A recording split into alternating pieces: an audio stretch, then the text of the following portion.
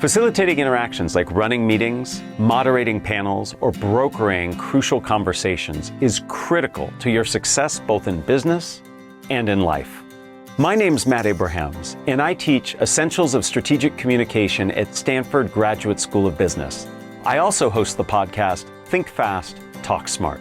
And today I am excited to share with you the 5 P's that I teach to be effective in your facilitation. The underlying premise of all facilitation is to help the conversation flow smoothly. In fact, the root of the word to facilitate means to make easy. But there's nothing easy about facilitation. We have to manage time, topic, temperament of participants. It can be quite a challenge.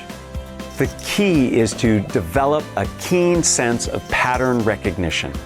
We have to be alert for who likely is to say what, in what order, and the only way to develop good pattern recognition skills is to do reconnaissance, reflection, and research. We have to think about who are the people in the room or virtually.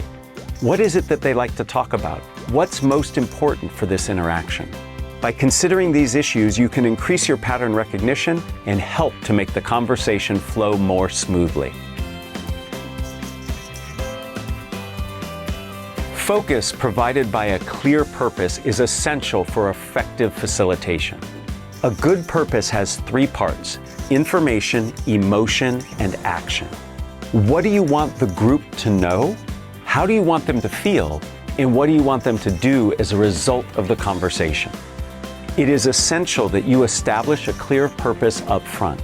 You can do this at the beginning of the meeting or the panel or the conversation, or you can even send it out in advance in the meeting invite. By defining a key purpose, you not only have everybody focused, but you have a way of assessing your success at the end of your communication.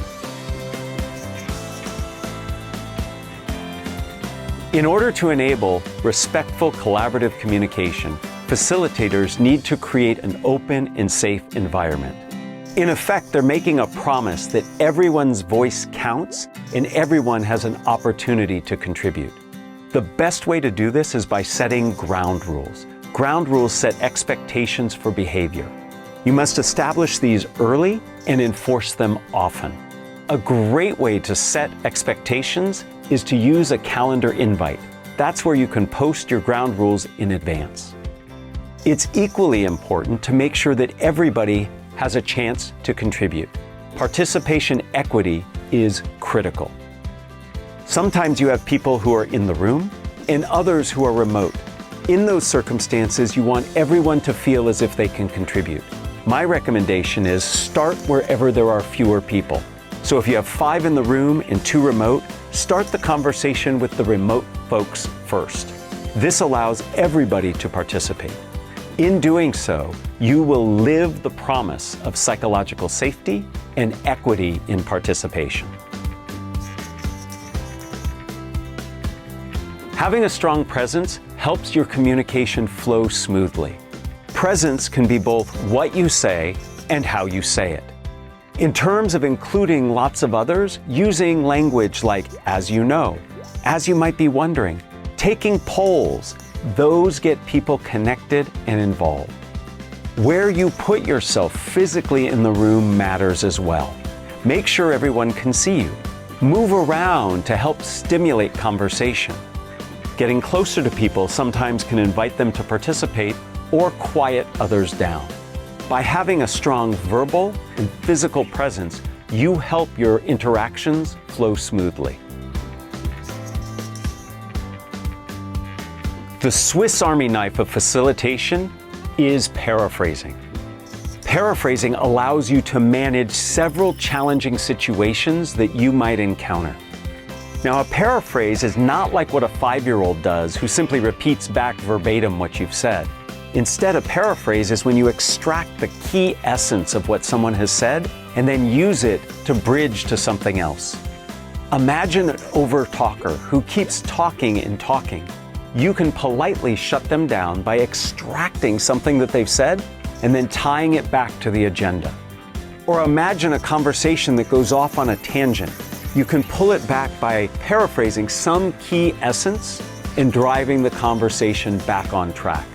And then finally, you can unify disparate points of view and ideas by paraphrasing a key point. Facilitation, when done well, can catalyze collaboration, increase learning, and bring people closer together. By following the 5 P's of facilitation, you can run better meetings, have more engaging panels, and connect better in your conversations.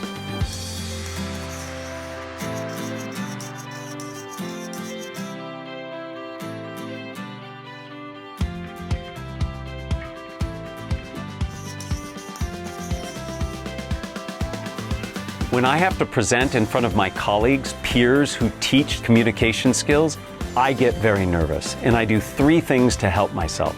1, I do some deep breathing. 2, I hold something cold in the palms of my hand to reduce my core body temperature so I don't sweat and blush.